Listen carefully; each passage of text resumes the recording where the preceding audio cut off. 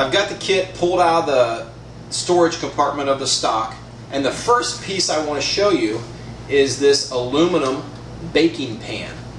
In any survival situation, some type of container to boil water and or to cook in is absolutely critical. There are very few natural found or natural made containers that you can use to boil water, especially if you're in a hurry.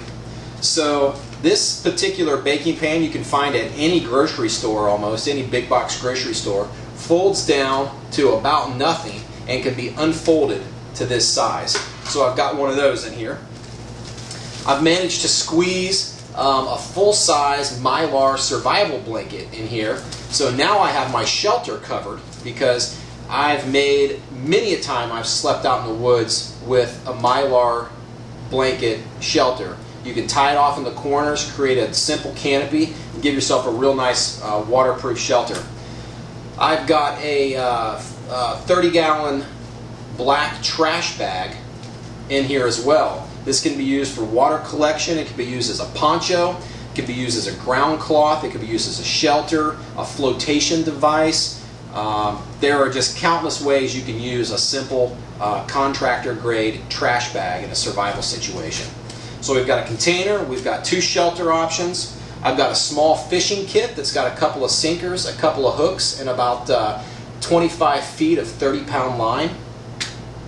I've got a whistle.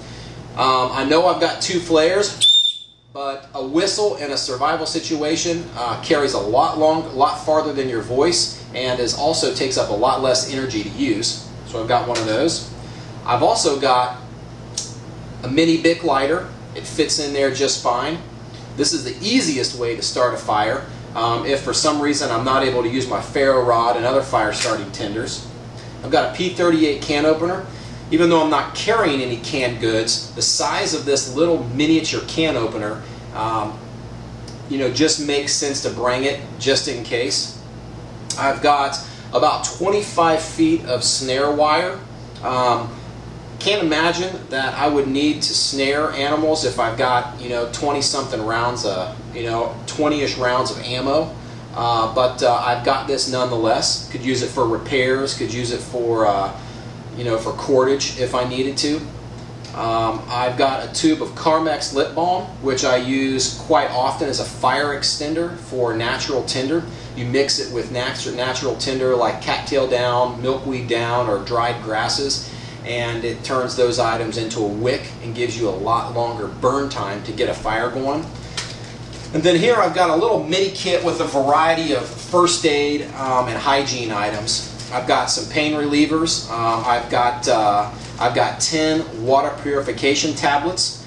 I've got some Band-Aids. I've got a couple little sunscreen towelettes. Just a variety of items that I could use in a first aid situation and or a hygiene situation. I've got 2 non-lubricated condoms, which each hold about a liter of water apiece. I could, if I needed to, if I didn't feel like boiling water, I could easily fill those condoms up with a liter of water, drop in a water purification tab, let that sit for the recommended time, sometimes upwards of 2 to 3 hours, and I've got a liter of purified drinking water. So, and there is a Ziploc bag here that could be used for all kinds of different things. Another huge survival need is cordage.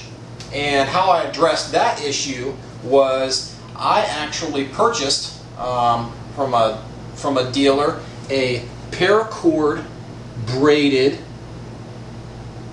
check that out, 80 feet of paracord braided into a sling for this gun, which makes it incredibly comfortable to carry it across your back. And then if you get into a tight situation, you've all seen the little mini paracord bracelets. Well, multiply that times about 10 and you've got 80 to 100 feet of braided paracord here that could be used in a variety of survival related tasks. You could still use a couple of strands of it for the sling of this gun if you needed to, and just use the rest for whatever purposes you have. The last thing I added to the gun was I tied a bandana onto the sling here. Doesn't take up any weight, doesn't add bulk to the gun at all. But a bandana has all kinds of survival related uses, and I thought it was important to have one included in the kit. You can use it as a filter, you can use it as a face mask.